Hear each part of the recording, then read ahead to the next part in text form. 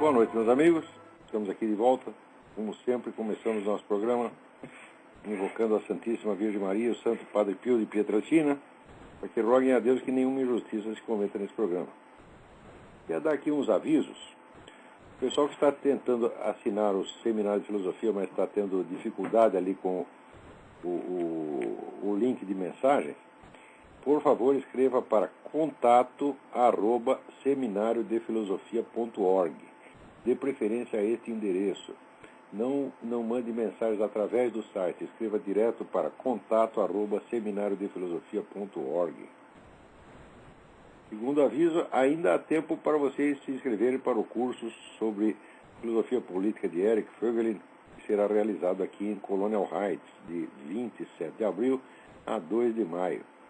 Inscrições do Sr. Eduí, no telefone 041 9974 4443 ou 041 8884 6993.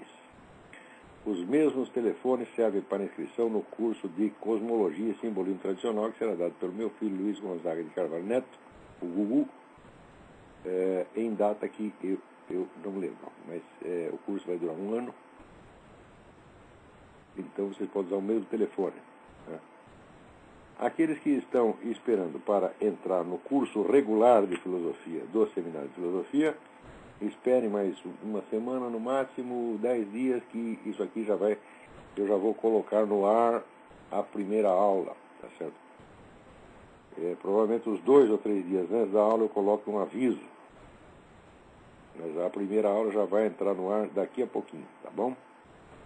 Eu queria apelar a vocês que escrevam para o secretário de Educação do Rio de Janeiro, né? De Brasília, José Luiz da Silva Valente, apoiando pela demissão do professor que estava ensinando homossexualismo a crianças pequenas. Quer dizer, ensinar homossexualismo para crianças pequenas já é construir a freguesia para os pedófilos, tá certo? Que estão tudo na fila aí esperando. E está um professor fazendo isso, ensinando lá aos meninos como é bonito dar o curso, papica, essa coisa toda. Coisa muito pedagógica, um negócio de uma elevação pedagógica assim, fora do comum, né? Porque, na verdade, nem sexo heterossexual se ensina para criança, né?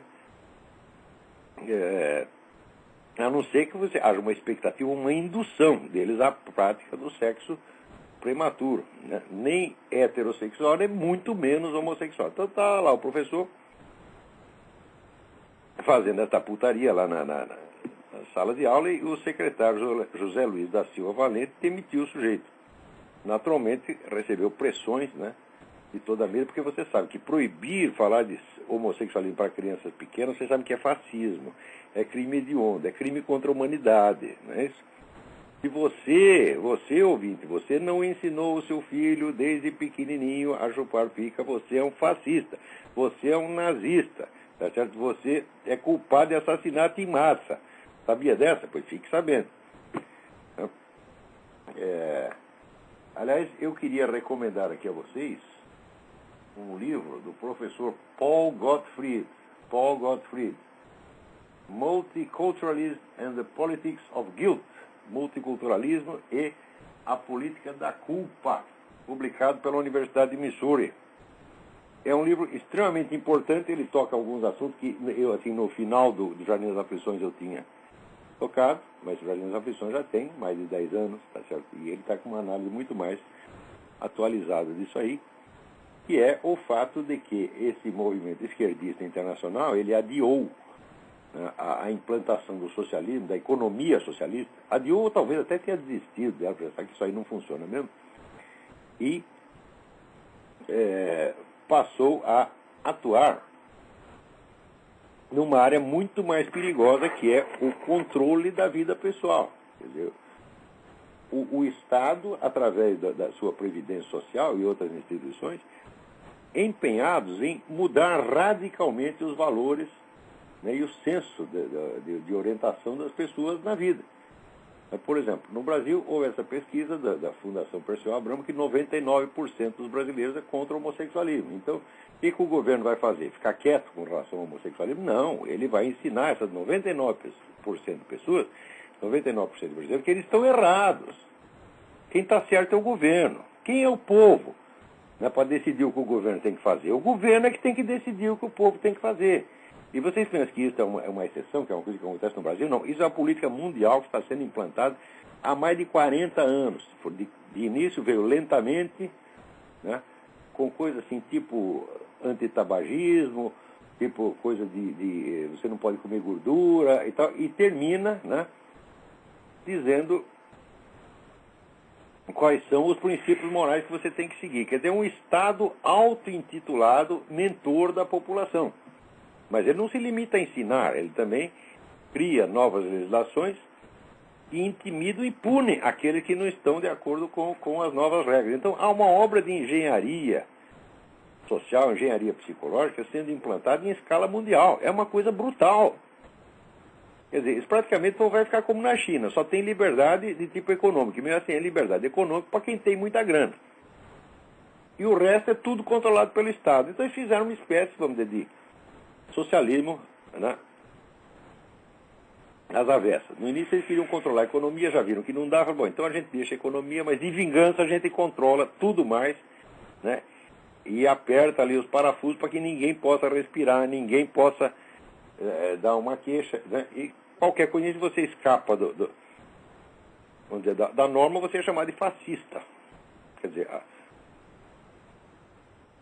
o empenho mundial em combater, né, os fascistas vai cada vez mais ampliando o sentido da palavra fascista, até que todo mundo que não concorda com meia coisa que o governo quer, é todo mundo fascista, e você já é um candidato a você perder seu emprego, né? A você ser, se você está na universidade, você vai ser boicotado com verba de pesquisa, até vai ser mandado embora. E, eventualmente, até irá para a cadeia, conforme aquela lei que está aí no Brasil, a famosa PL 121, que quer botar na cadeia todo mundo que critica o homossexualismo. Coisa que já está em vigor, por exemplo, no Canadá já está em vigor. Mas o Canadá sempre foi um país socialista mesmo, é um lugar opressivo pra caramba. Então, esse secretário de Educação, justificando o seu sobrenome Valente, ele botou lá o propagandista do gayzinho para fora. E está recebendo pressão tudo quanto é lado. Então, por favor, escrevam apoiando para jl.valente@uol.com.br ou enviem para o www.escolasempartido.org, que fará chegar a mensagem até ele, né? Agora, antes de tudo ou mais, eu queria aqui responder uma mensagem que eu recebi do Márcio Nicodemos, né, que está aqui me passando um pito.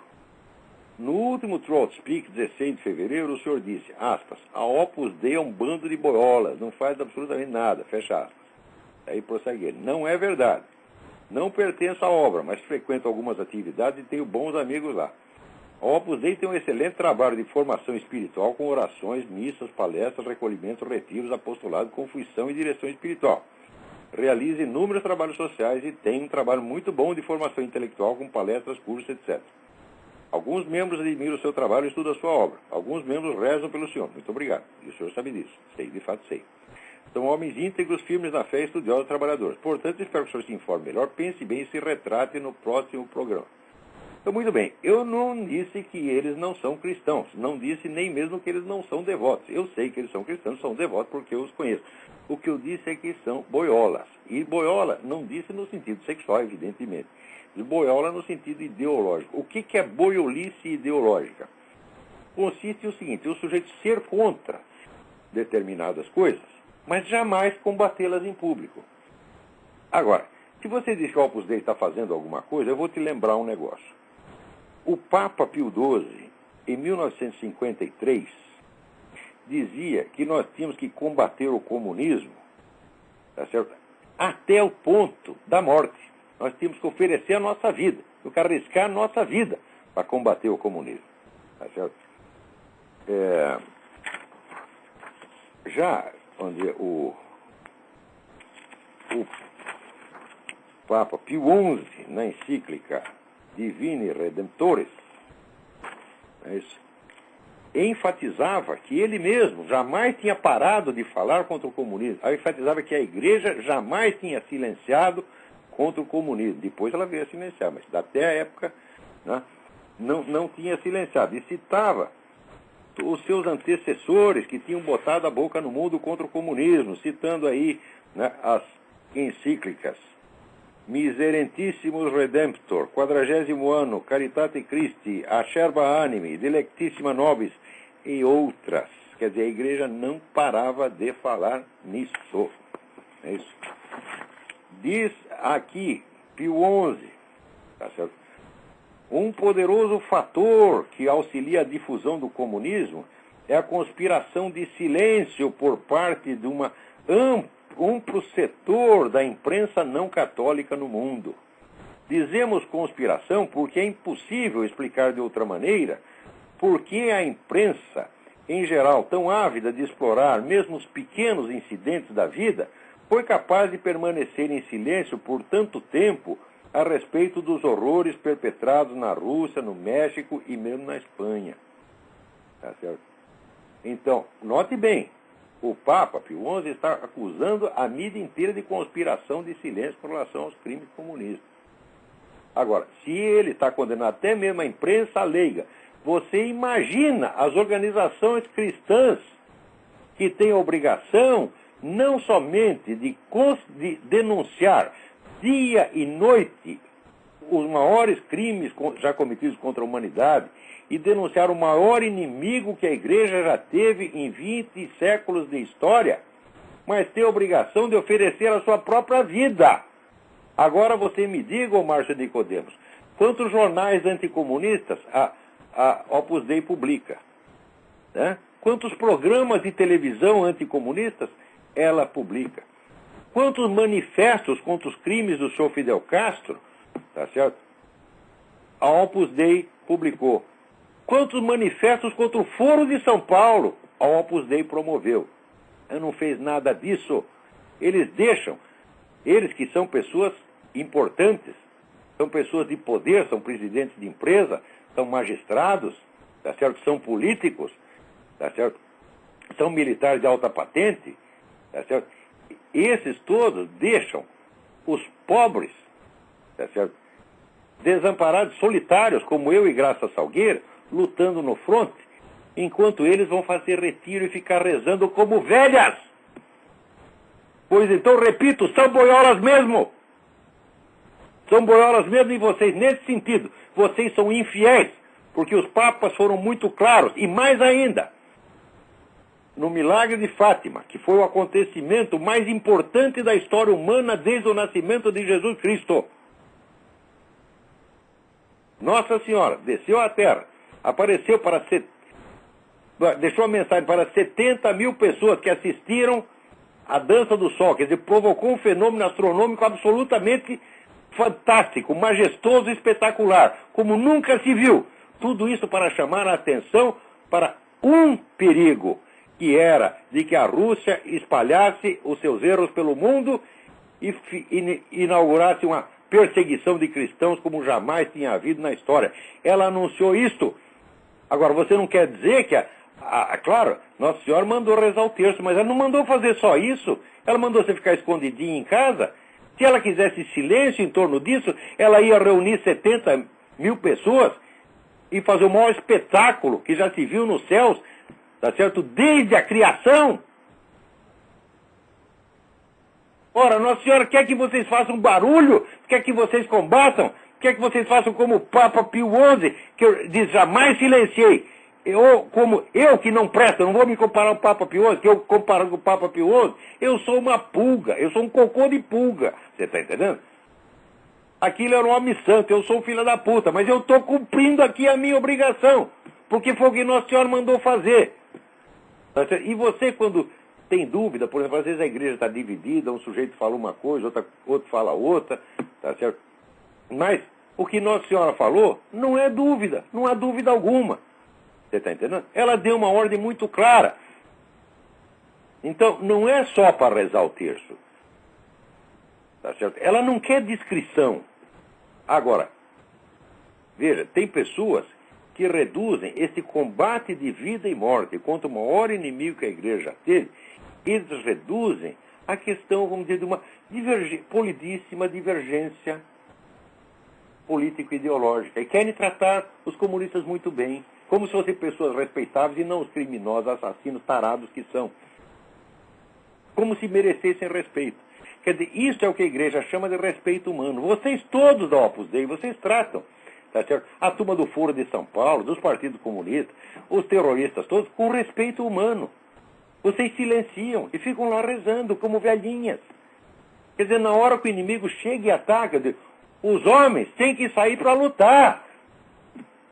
As velhinhas e as criancinhas ficam rezando dentro de casa. Mas essa tarefa delas não é nossa. A nossa prece, meu filho, é no campo de luta. Você está entendendo? É ali que nós oferecemos a nossa vida, tá certo? Em sacrifício, pela honra do nome de nosso Senhor Jesus Cristo, que está sendo pisado, pisoteado, cuspido dia e noite. Então não venha me dizer, eles fizeram seminário, eles fizeram retiros. Né? Eu quero ver os caras no campo da luta, usando, pondo ali a sua vida, o seu talento e o seu dinheiro. Você já ouviu falar da Graça Salgueiro? A Graça Salgueiro é uma psicóloga aposentada da prefeitura do Recife, ganha uma miséria por mês. Ela está fazendo mais contra o comunismo latino-americano do que a Opus Dei inteira. Nunca vi um homem da Opus Dei chegar lá e dar uma solidariedade, fazer uma visita, sabe, de cortesia. Não é isso? Ora, você visitar quem precisa de você é uma das obrigações mais básicas do cristão. No segundo mistério do Rosário, o que faz Nossa Senhora? Vai visitar a sua prima, que precisava dela. Vocês têm cumprido isso, seus desgraçados? Seus molengas, seus boiolas, seus viadinhos. É isso que vocês todos são. Não no sentido sexual, evidentemente. Tá certo? Preferia que fosse no sentido sexual. Se fossem, vamos dizer, se fossem homossexuais, estariam pecando. Tá certo? Mas todos nós pecamos de alguma maneira. Uns são viados, outros são bêbados, outros são jogadores, outros são adúlteros, outros são preguiçosos, tá certo? Outros são boca suja que nem eu, você está entendendo? Todos nós pecamos, tá certo? Mas nós não podemos fugir da obrigação que a própria Nossa Senhora e tantos papas, eu citei só aqui Pio XII e Pio XI, mas Leão XIII disse a mesma coisa. Tá certo? Quer dizer, aqui ele cita uma dezena de encíclicas que enfatizam isto. Esse negócio de comunismo não é brincadeira. E note bem, quando você vê gente analisando a situação internacional, falando de terrorismo islâmico, etc., procure lá o nome Rússia, ou a União Soviética, ou o KGB. Se não tiver esses nomes lá, é desinformação, é desconversa. Nossa Senhora deixou muito claro, não falou assim, tome cuidado com o Islã. Não falou nada disso. Ela disse, a Rússia vai espalhar seus erros pelo mundo. E você lê os livros do general Ion Mihai Pachepa, que foi o oficial de mais alta patente que fugiu do mundo comunista para o Ocidente, ele mostra lá que todo esse negócio de terrorismo islâmico foi montado pela KGB com a participação e ajuda dele próprio. Quer dizer, ele está confessando o seu próprio crime, não está acusando o vizinho. Quer dizer, quando acusa os outros, você pode duvidar, mas quando o cara vem e confessa o seu crime, então por que eu vou duvidar? Quer dizer, ele não está se gabando de que ele fez isso, ele está envergonhado de ter feito isso. Então, por trás de toda essa coisa terrorista, meu filho, está um negócio chamado KGB. Tá certo? O próprio Ion Mihai Pachepa, ele também contou que toda aquela campanha que se montou contra o Pio XII, com aquele maldito livro, O Papa de Hitler, de um picareta chamado John Cornell, o Ion Mihai Pachepa também contou que toda essa campanha anti-Pio XII foi tudo montado pela KGB. E quer saber? Até eu acreditei nessa merda. Eu li o livro do John Cornell na hora acreditei. Depois é que eu vi o livro do rabino. Teve que vir um rabino. Porque padre não fez isso não, cardeal não fez isso não. Né? Fizeram, às vezes faziam uma notinha aqui e ali, mas fazer um livro e sair combatendo de frente foi um rabino que fez, o rabino Daniel Dellen, que disse, olha, não é nada disso, o Pio XII foi o cara que mais ajudou a gente, enquanto todos os outros ficaram no blá blá blá, só ele é que fez alguma coisa, e que falou em nossa defesa pela Rádio Vaticana, tá entendendo? Então, isso que também existe o livro da Claire Sterling, que se chama O Tempo dos Assassinos, que tem edição no Brasil, que conta como a KGB planejou e executou o atentado que quase matou o Papa João Paulo II. Quantas pessoas da Opus Dei, quantos dirigentes, quantos potentados da Opus Dei escreveram para denunciar isso no mundo inteiro, com todo o poder que eles têm, com toda a capacidade que eles têm de influenciar a mídia? Quem foi que levantou sua voz para dizer, esses comunistas são assassinos, tentaram matar o nosso Papa, não conseguiram porque Jesus protegeu? Tá? Quantos falaram isso? Nenhum. Então não vou me retratar merda nenhuma, Márcio Nicodemos. Eu quero que esses caras parem de agir como velhinhas e ajam como homens. Rezar o terço, né? Meditar, ler o Evangelho, então, é obrigação de todos nós. Agora, o sujeito não vai dizer que ele tem o direito de fugir da luta porque ele está rezando lá o terço. Ele termina de rezar o terço e vamos partir para a porrada aí, meu filho. Você tem que denunciar essas coisas dia e noite, com o risco da sua própria vida. Isso aí não sou eu que estou dizendo, é o Papa Pio XII. Agora, o que facilita tanto, vamos dizer, a expansão desse movimento comunista, terrorista, tá certo? Radical, revolucionário internacional? São pessoas como essa gente da Opus Dei, que são contra, mas reduz tudo a uma questão de uma divergência ideológica, nós temos que respeitar o nosso adversário, tá certo? Quer dizer, como se homicídio em massa fosse apenas uma doutrina, não fosse um ato criminoso. Né? E esse pessoal, então, significa o seguinte, eles têm perante a vida uma atitude não religiosa, uma atitude não moral, tem uma atitude estética. Eles gostam daquilo que fica bem, que é polido, que é elegante, e isso para eles é mais importante do que a substância dos fatos que estão acontecendo. Então, nós devemos combater o adversário, sim, mas com polidez, com educação. Quer dizer, essa coisa que é estética, uma exigência estética é colocada acima do dever moral de morrer, de oferecer a sua própria vida. Eu não estou dizendo para matar comunistas, eu não estou dizendo para prender comunistas, eu estou dizendo para denunciá-los 24 horas por dia.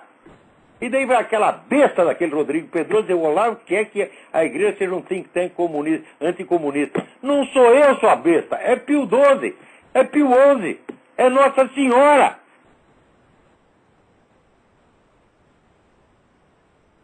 Você acha o seguinte, que Nossa Senhora desceu do céu para falar do perigo dos erros da Rússia que iam se espalhar pelo mundo inteiro. Um mês depois do aviso dela, estourou a Revolução Russa e começou a matança de cristãos, que não parou até hoje. E vocês estão lá rezando, fazendo retiro.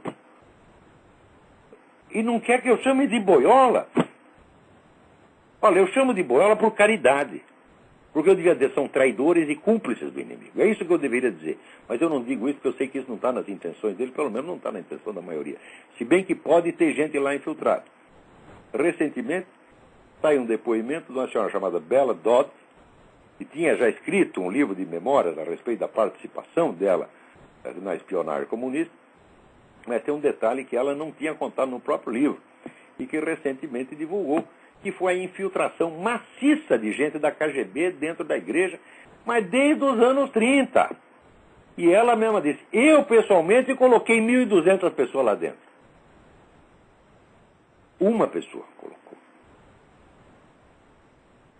Ou seja, vocês já pararam para examinar quantos desses cardeais liberais, desses caras que vêm falar com voz adocicada a respeito do adversário, quantos desses são agentes infiltrados da KGB? Quantos outros que não são agentes, mas são pagos, são venais, foram corrompidos? E quantos outros que colaboram, sem nem mesmo receber dinheiro, colaboram por covardia? Já pararam para pensar quanta dessa gente, né, colaborou para que se realizasse aquela coisa abominável, aquela abominação do Pacto de Médici? Que é a igreja colaborando com o comunismo, silenciando com o comunismo, em troca de quê? De 2 arcebispos ortodoxos participar do Concílio Vaticano II. Você acha que vale a pena? Olha, você me manda 2 convidados e eu silencio sobre o maior crime do século. Eu silencio sobre a matança àquela altura. Já eram 50 milhões de cristãos. Você procura as atas inteiras do Concílio Vaticano II, a palavra comunismo não aparece. É gente desse tipo que está na Opus Dei. Muitos enganados, achando que a obrigação deles é apenas, né, rezar e fazer retiros e acreditando na seguinte coisa. Só tem duas alternativas para a igreja. Tem a igreja esquerdista, militante, e tem a igreja apolítica. Ou seja, a igreja não pode fazer política em defesa própria. Ela não pode fazer política cristã. Ora, meus filhos, o que determinou o rumo das coisas na Europa depois da Segunda Guerra foram os partidos chamados democracia cristã. Foi a democracia cristã os partidos da democracia cristã que impediram que a Europa Ocidental caísse sob o domínio dos comunistas. Agora, se tivesse, por exemplo, Konrad Adenauer, ele diz, não posso fazer política, não posso sujar minhas tantas mãozinhas nisso aí, eu vou para casa, vou rezar o terço e fazer retiro. Os comunistas teriam tomado a Alemanha inteira. A mesma coisa na Itália, a mesma coisa na França. De Gaulle, vocês não vão dizer que vocês são mais católicos do que De Gaulle, que era um homem que ia na missa, confessava e comungava todo dia. Ele jamais parou de combater isso aí. Ele se arriscou no combate contra os nazistas, se arriscou no combate contra os comunistas, até o último dia do mandato dele. Ele só foi para casa rezar quando saiu da presidência, já estava velho, caindo aos pedaços, daí tá bom, agora eu não tenho mais força do que uma velhinha, então eu vou fazer serviço de velhinha, eu vou lá rezar o terço só e pronto. Agora vocês não, vocês já se aposentam aos 18 anos de idade, entram no Opus Dei, agora eu vou fazer retiro, pensar só em coisas espirituais, não vou sujar minha mão nessa coisa nojenta de ideologia, de luta política. Eu digo, ora, meu Deus, isto é a raiz da corrupção, isso é conversa do demônio. Se Nossa Senhora quisesse discrição, quiser que todo mundo vá para casa só para rezar o terço, ela não teria vindo do céu para fazer essa barulheira que fez em Fátima. E depois tanta gente tentou abafar. Então, olha, comi quase metade do programa falando disso, mas merece. Aqui, Marcos, com todo o respeito, a atenção e a simpatia que você me merece. Os caras são boiolas, sim. E digo isso não para condenar, eu digo isso para educar, para que eles acordem, porque tem gente muito boa lá, eu mesmo conheço. Alguns dos meus melhores amigos estão lá no Opus Dei, são gente boníssima. Só que é o seguinte, acordem, gente, vocês não estão cumprindo o seu dever. Vocês estão deixando gente que não tem nem dinheiro, nem poder, nem meios de difusão, lutar sozinho no campo de batalha enquanto vocês ficam dentro de casa rezando. Então, tem que dizer para eles como Jesus Cristo diz. O que você vem aqui fazer as suas oferendas? Vai primeiro acertar a sua dívida com o teu irmão. Vocês têm uma dívida com Graça Salgueiro. Vocês têm uma dívida com o pessoal do Farol da Democracia. Vocês têm uma dívida comigo, pô, até comigo. Né? Quando vão pagar essa dívida? Quando vão manifestar publicamente o seu apoio? Dizer assim, cartinha secreta, gostamos muito do senhor, mas não queremos aparecer na sua companhia. Isso aí é boiolice, minha gente. Então, vão lá, vão na casa da Graça Salgueiro oferecer sua solidariedade e não escondam a solidariedade. Porque esconder a solidariedade àquele que está lutando contra os inimigos do Cristo é trair o Cristo novamente. Tá certo? Nem espera o galo cantar. Antes do galo cantar, o nego já... Né? Já fala, não conheço, não sei. O senhor Olavo de Carvalho, não sei quem é. Graça Salgueiro, não sei quem é. Farol da Democracia, não sei quem é. Heitor de Paulo, não sei quem é. Júlio Severo, não sei quem é. Não ando com essas pessoas porque eu sou uma pessoa bem educada, né, bem vestida, bem falante. Eu sou contra o comunismo. Mas isso aí, a atitude desses caras, é que nem tem um amigo meu aqui nos Estados Unidos que ele diz o seguinte. Ele diz assim, chega um sujeito e estupra a sua filha, você tem 3 filhas, chega um sujeito e estupra uma, e daí você chega pro cara e fala, olha, nada de pessoal contra você, tá certo? Nós respeitamos a sua atitude, tá certo? Mas nós protestamos contra o que você fez com essa menina e nós nos opomos categoricamente a que você estupra as outras duas. É assim que eles combatem. E querem que eu faça o mesmo. E quando eu não faço, dizem, ele é muito radical. Pois um dia estava eu na reitoria, a reitoria de uma universidade protestante, eu não vou dar o nome do desgraçado, porque ele já se queimou suficientemente. Então o reitor, que é um sujeito odiado por toda a esquerda por ser um direitista, está lá, no mesmo momento que eu vou visitá-lo, por uma coincidência, está lá um bando de esquerdista também fazendo uma visita. Então ele me apresenta para os caras, falei, esse que é o cara, o homem mais direitista do Brasil. Como querendo se limpar dele, eu não sou tão direitista assim, comigo vocês podem contar, eu sou um homem educado, jamais vou fazer essas maldades com os direitos. É assim que esses desgraçados criam o rótulo com que a esquerda depois vai me carimbar, chamando de extremista. Extremista, que eu saiba, é quem prega medidas extremadas. Eu nunca preguei nenhuma medida extremada contra comunista nenhum. O que eu prego é que a gente deve falar contra eles.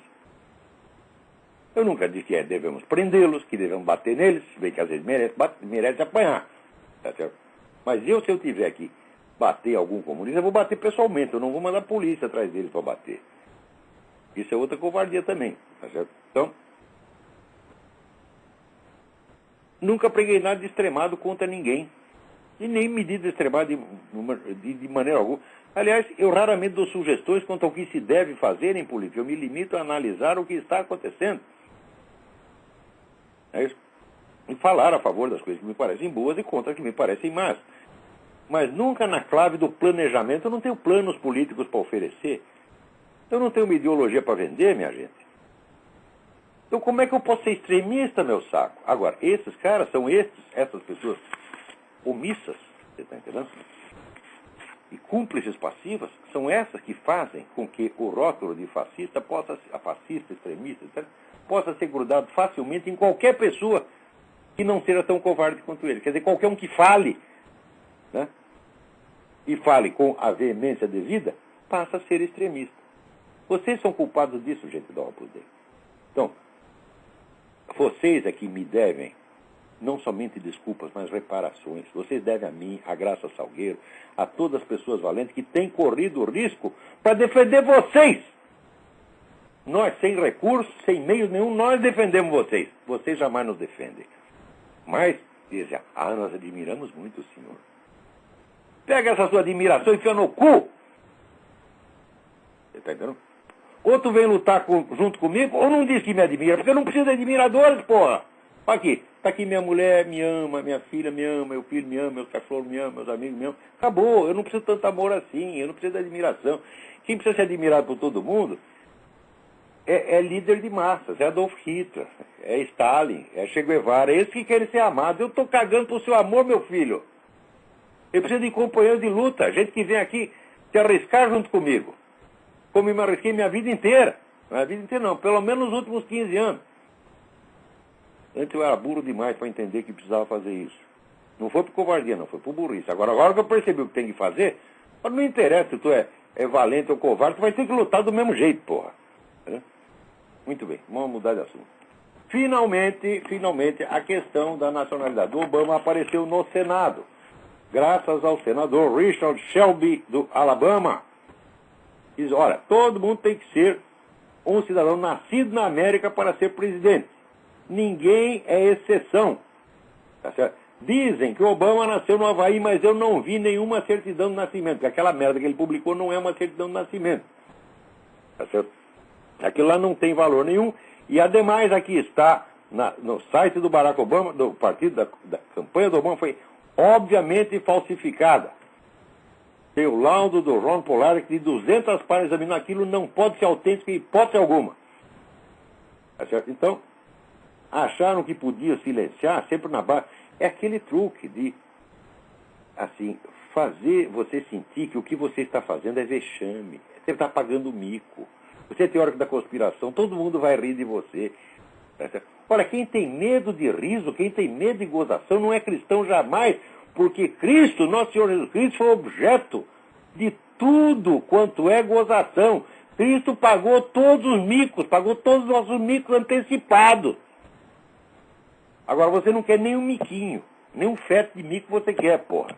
Tá entendendo? E diz que é cristão porque fica lá fazendo o retiro. Ora, porra. Então, todo mundo disse que a coisa ia passar. Fala, não, isso é teoria da conspiração, não vai dar nada. Fala, não, vocês estão muitíssimo enganados. Teve até alguém que me escreveu, acho que foi o Fernando Pavlov, não lembro, me cobrando uma explicação de como é que estão aqueles processos que foram para a Corte Suprema. Nenhum dos processos até agora, dos que foram examinados, nenhum chegou a ser julgado, porque havia um pretexto legal, um pretexto puramente formal, mas ao qual o pessoal obamista podia se apegar, que é o seguinte: o cidadão comum não tem o direito de contestar uma candidatura, só o outro candidato, só o partido oponente. Por quê? O eleitor não é prejudicado diretamente pela vitória deste ou daquele. O eleitor pertence à democracia, ele tem que aceitar o resultado. Agora, o oponente é prejudicado caso a candidatura do seu adversário seja ilegítima. Como o Partido Republicano não fez nada, então o cidadão comum não podia fazer. Acontece que esse pretexto agora não vale mais. Por quê? Se ninguém pode contestar a legitimidade da candidatura, pode contestar, sim, a legitimidade do presidente da República. Então, há mais outros 15 processos esperando, e desta vez a Suprema Corte não vai ter essa saída. Então, mais dia, menos dia, vai ter que julgar isso. Tá certo?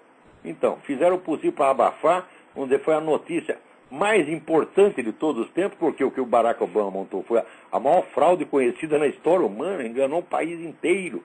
Tá certo? E ninguém quis noticiar. Foi a notícia mais subnoticiada da história do jornalismo universal. E baixaram uma cortina de silêncio como somente se viu na União Soviética. Agora aqui, que era a terra da liberdade de imprensa, os caras cederam voluntariamente a sua liberdade de imprensa para favorecer o candidato democrata. Mas aguardem, isso não vai ficar assim. Isso vai ser impossível manter essa mentira eternamente. Isso vai estourar mais dia, menos dia, como estourou o negócio do Foro de São Paulo. Não dá para esconder tudo. O Abraham Lincoln tinha razão. Você pode enganar algumas pessoas durante muito tempo ou um bando de pessoas durante algum tempo, mas você não pode enganar todo mundo o tempo todo. Então, esse negócio ainda vai terminar muito mal. Tem mais aqui, eu estou com uma lista dos processos que estão aguardando para ser examinados ou pela Suprema Corte ou pelas Cortes Estaduais. Nem todos são, a maioria não são processos contra o Obama. Não há ninguém ainda falando nada contra o Obama. Está apenas exigindo a documentação e alguns estão, vamos dizer, acusando e pedindo a demissão das autoridades que se omitiram. Por exemplo, o Congresso americano, né, examinou meticulosamente a documentação do John McCain, mas nem olhou na do Barack Obama. Quer dizer, o Barack Obama é sócio remido, ele entra sem pagar, ele não precisa mostrar nem a carteirinha na entrada. Tá certo? Então, é evidentemente uma discriminação, tem que ter processo desse tipo. Tem processo contra autoridades estaduais que não fizeram o que tinham de fazer e assim por diante. Então, é errado dizer que são processos contra o Barack Obama. 2 ou 3 são, mas a maioria não é. Muito bem. Agora, antes que eu me esqueça, você vê, tem um sujeito aí, um bom filho da puta, que escreveu para a Graça Salgueiro, falando como se ele fosse alguém da cúpula de algum negócio. Não nos custará, né, determinar aí a sua execução. Eu digo, olha, eu esqueci o nome do cara, alguém me lembra? Stefano, não sei das plantas. Olha aqui o Stefano. O que você quer é chupar uma piroca, meu filho. Você está entendendo? É isso que você quer. Né? Agora vai lá pegar a Graça Salgueiro, que está lá sozinha. Briga comigo, porra. Vem aqui em casa, te dou um endereço, tudo você vem aqui, vem conversar de homem para homem. Né? Tu não é de nada, pois é um bosta humano, tá entendendo? Agora, porra. Agora, voltando aqui ao Obama, é o seguinte. Né? O ex-chefe do Mossad, Shabtai Shavit, né, fez uma declaração aqui dizendo que o Obama, com essa história de querer dialogar com o Irã, né, resolver tudo na base, né, do beijinho, né, beijinho e abracinho, tá certo? O que ele está fazendo é dando tempo para o Irã construir a sua bomba atômica. E esse cara tem toda a razão, porque está aqui um despacho, né, do Financial Times dizendo que o Irã, hoje em dia, já tem reserva de urânio suficiente para fazer a bomba. Quer dizer, isso é uma corrida contra o tempo. E o Irã não vai fazer bomba para guardar, que nos Estados Unidos fizeram. A primeira bomba que tiver já vai soltar, tá certo? Ali em Tel Aviv ou em Jerusalém. Eles não vão ficar acumulando, não vão ficar guardando, tá entendendo? Eles já avisaram que o objetivo deles é varrer Israel da face da terra. Israel é do tamanho de uma titica de galinha, quer dizer, basta uma bomba, para liquidar. Os Estados Unidos precisam umas 20, mas lá não, uma bomba acaba com Israel, porra. Então pode ter certeza, o primeiro que eles vão soltar Israel. Então é uma corrida contra o tempo. E o Barack Obama fica aí enrolando, tá certo? E, olha, eu sugiro para vocês que vocês procurem aí no site da cnbc.com, né, um comentário de um cidadão chamado Rick Santelli, Santelli, que é um comentarista econômico da CNBC, tá certo? Que ele foi lá numa entrevista coletiva e fez umas perguntas, espremeu lá os caras representantes do governo com relação a esse maldito plano econômico do Obama, mostrando que o negócio é furado, e foi destratado pelo assessor de imprensa do Obama, que, aliás, o próprio Obama já tinha destratado os repórteres outro dia. Então o governo já começa a botar o pinto na mesa, querendo intimidar a mídia, né? Ameaçando de voltar a tal da Fairness Doctrine, que é o nome mais cínico que pode ter, porque fairness quer dizer justiça, equanimidade, etc, etc. E a ideia deles é o seguinte, que o tempo do rádio seja dividido meio a meio. Você é obrigado, você dá a sua opinião, você é obrigado a dar a opinião contrária. Como aqui o espaço está mais ou menos dividido 50%, 50%, porque a esquerda tem jornais e televisão e a direita tem o rádio, então o que vai acontecer? Os 50% vai virar 75% esquerdista contra 25%, numa só tacada. E o governo Barack Obama está ameaçando fazer isso. Então, esse Rick Santelli, que não é um sujeito normalmente conservador, então ele examinou o plano econômico e disse, mas isso aqui vai ferrar com o país. Não é possível, tá certo? Que o sujeito acredite que gastando dinheiro, torrando dinheiro, né, ele vai acabar com a crise, porque foi justamente gastando e torrando que se criou a crise. Portanto, o negócio vai agravar. Né? E ele então está praticamente clamando na televisão, gente, na CNBC, que não é um canal de direito, clamando assim, nova Revolução Americana, tem que derrubar essa merda desse governo, tá entendendo? É muita coragem desse Rick Santelli, dê uma olhada lá. Mas não é sem razão, porque olha aqui, essa semana, né, a mídia Dow Jones baixou o seu ponto mais baixo dos últimos 6 anos, graças a esses estímulos, né, do Obama. Ninguém está acreditando nisso, porra. Ninguém acredita nisso. Foi feita uma pesquisa, 63% dos americanos acham que esse plano vai ferrar com o que sobra da economia americana. Como o tal do New Deal, que é tão celebrado por essa gente, ferrou com a economia na época. Quer dizer, ninguém está se iludindo com esse negócio, não, porque, olha, todo mundo achou bonitinho o Barack Obama, vamos votar no cara, change, mas na hora que dói no bolso, né, volta tudo atrás. Agora aqui tem uma pergunta do Moreno Garcia. O senhor vem estudando e trazendo ao público muitas informações sobre a estrutura do PT e do Foro de São Paulo há muitos anos. O Lula é um líder de fato e um bom estrategista, ou há por trás do PT e do Foro alguma eminência parda ou elite intelectual? Como funciona essa estrutura de poder? Além das atas do Foro, há mais alguma fonte primária importante ou bibliografia básica? Claro que há. Então, em primeiro lugar, tem que ler as atas dos congressos, dos vários congressos do PT. Porque o PT sempre foi assim, falar uma coisa para fora, mas outra para dentro. Quem é que vai ler as atas? Aquilo é de uma chatice imensa, né? Ninguém lê. Só eu, né, que sou maníaco, porque você sabe que eu sou um sujeito extremista, louco, psicótico, perigoso. Então, como prova da minha periculosidade, eu até li as atas do PT, porra, né? Além disso, tem um site que eu sempre recomendei, que o site está linkado no meu site, que é o site Gramsci e o Brasil, onde você vai acompanhando as discussões desse pessoal gramsciano, né, mês após mês. Porque isso é uma característica do movimento comunista, é o seguinte, sempre tem uma elite intelectual encarregada de discutir tudo e fazer as análises de conjuntura. Essas análises, por sua vez, vão orientar as decisões dos líderes e estrategistas. Não há nada de parecido com isso na direita. Tá certo? Você não tem um think tank direitista. Você tem gente, um aqui fazendo um blog, outro de vez em quando faz o Fórum da Liberdade, né?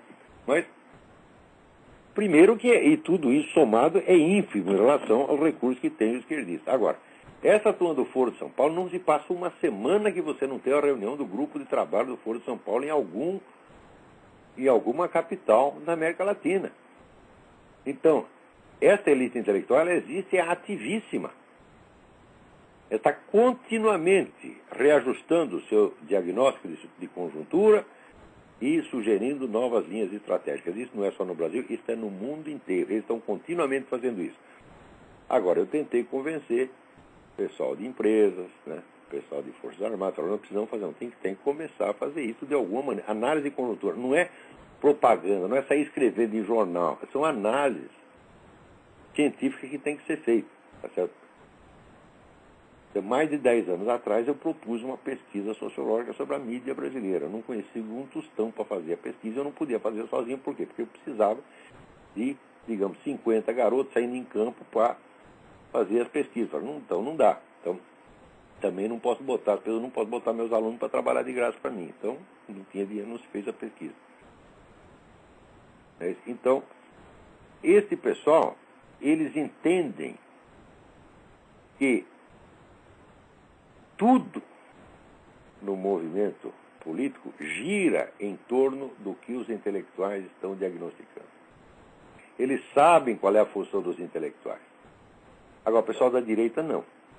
Eu vivo recebendo convite, você não quer escrever em tal lugar, você não quer dar um curso não sei aonde, eu preciso que alguém escreva um discurso para mim, sempre me oferecendo serviço que está infinitamente abaixo da minha capacidade. Agora, chega assim, olha, vamos constituir um think tank, está lá a verba, você tem o tempo todo para você fazer seus diagnósticos e orientar a gente. Isso ninguém faz. Você está entendendo? Então, a esquerda, ela pega os seus intelectuais e trata a pão de ló, para quê? Para que eles tenham tempo de estudar as coisas e fazer diagnósticos precisos. A turma da direita não. Pensa que filósofo é office boy, pensa que filósofo é redator de discurso.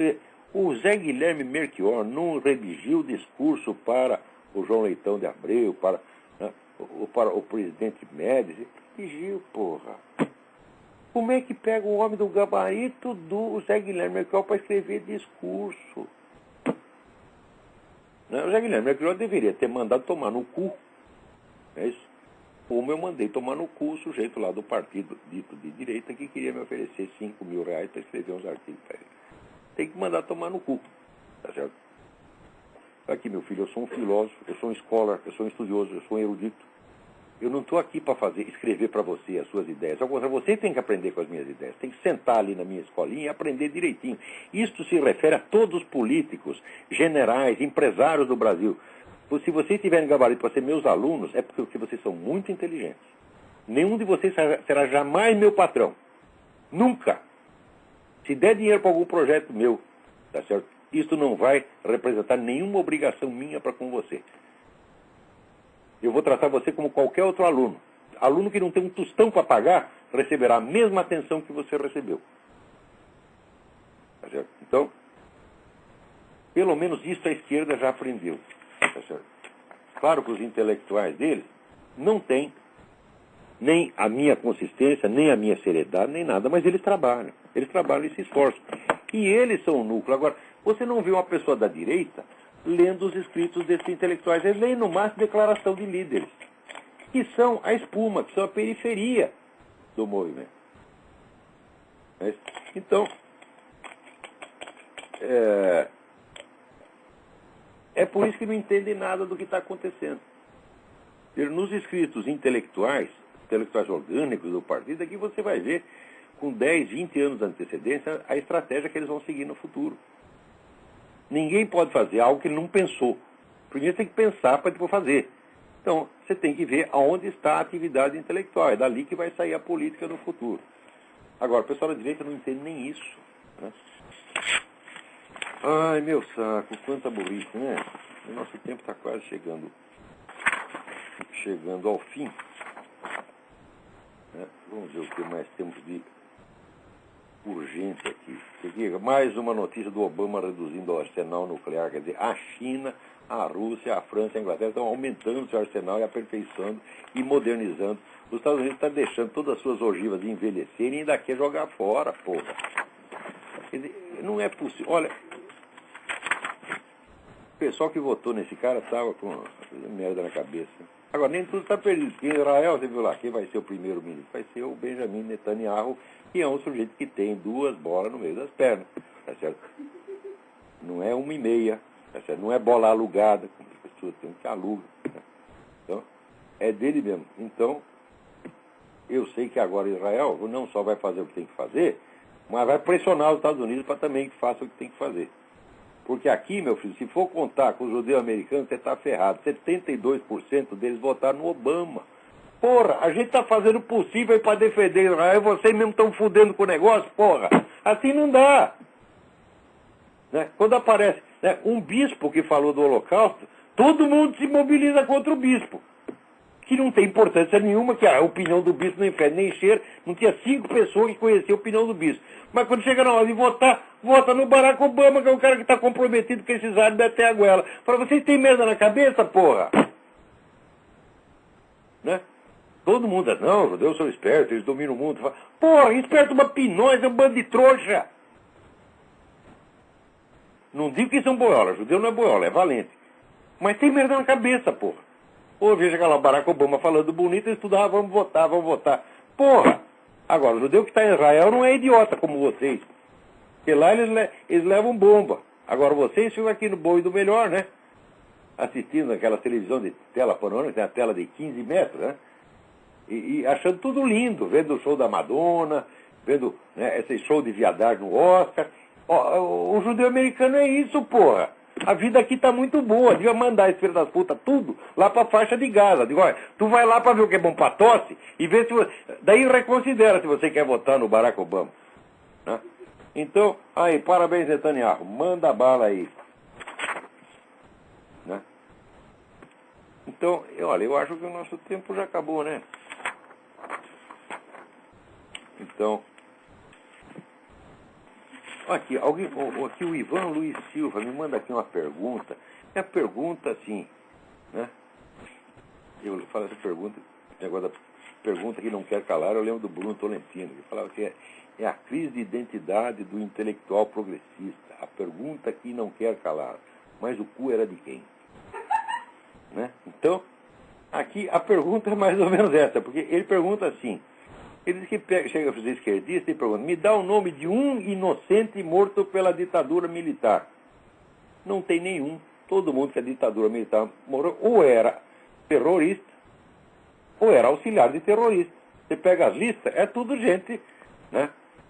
Da ALN, da VAR Palmares, do MR8. Não tem um inocente, não tem aquele seu Zé Mané que estava lá na esquina, né?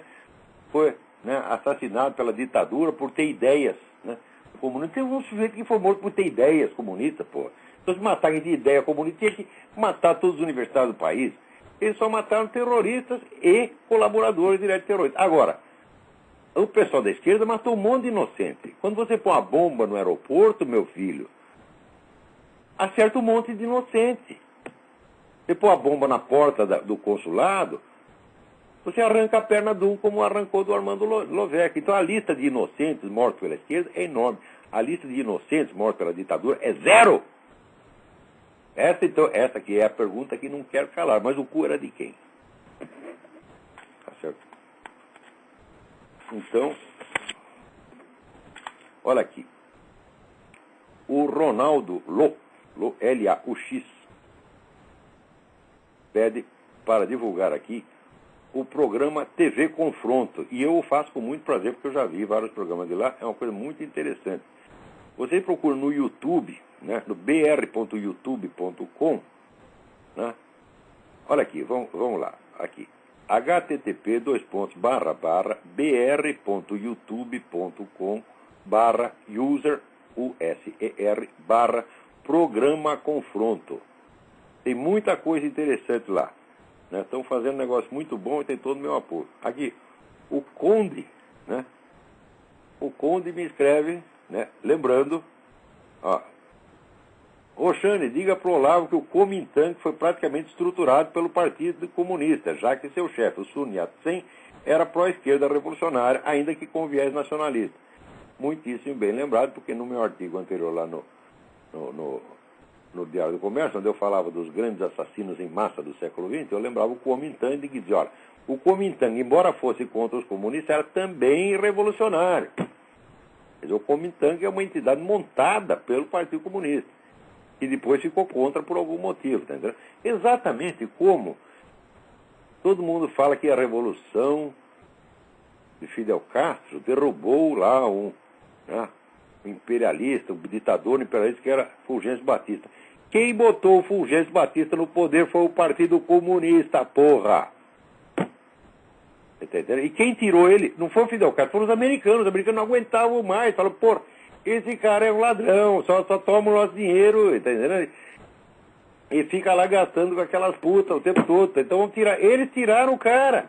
Mas quando o Fidel Castro saiu lá de Sierra Maestra e foi até Havana, não tinha um soldado batista pelo caminho para resistir. A epopeia de Sierra Maestra foi literalmente um passeio. Eles não enfrentaram nada, não deram um tiro. Já estava tudo garantido pelos americanos. Né? Então, quando você... Do mesmo modo que os partidos fascistas na Itália se originam do Partido Socialista, e o Partido Nazista também se origina do movimento socialista. São eles mesmo que fazem e depois desfazem. Eles fazem uma merda e depois eles mudam de merda. E a merda número 2 fala mal da merda número 1. É sempre assim. E vocês caem, seus trouxas. Vocês acreditam que a esquerda e a direita fala... Olha, eu vejo esse negócio e lembro o versinho, o haikai do Antônio Machado. A distinguir-me paro las voces de los ecos e escucho solamente entre las voces una. Então, meu filho, não tem 2, nem 3, nem 4 falando. É uma só voz e um mundo de eco. Entendeu? Tudo que você vê no mundo é assim. Só existe uma força politicamente organizada, unitária e politicamente ativa no mundo. Chama-se movimento revolucionário. O resto são resistências ocasionais que surgem e que geralmente são enganadas pela multiplicidade de faces do próprio movimento revolucionário. E, dito isto, eu aqui encerro o meu programa e estou aguardando a retratação da turma do Opus Dei. Vocês têm que pedir desculpa, não a mim. É pelo menos a Graça Salgueiro, ao Heitor de Paula, a turma do Farol da Democracia, a todos esses que vocês apoiam por trás pelas costas, apoiam em segredo, mas não querem aparecer junto com eles em público. Vocês têm uma dívida moral enorme com a gente. Então, até a semana que vem. Muito obrigado a todos.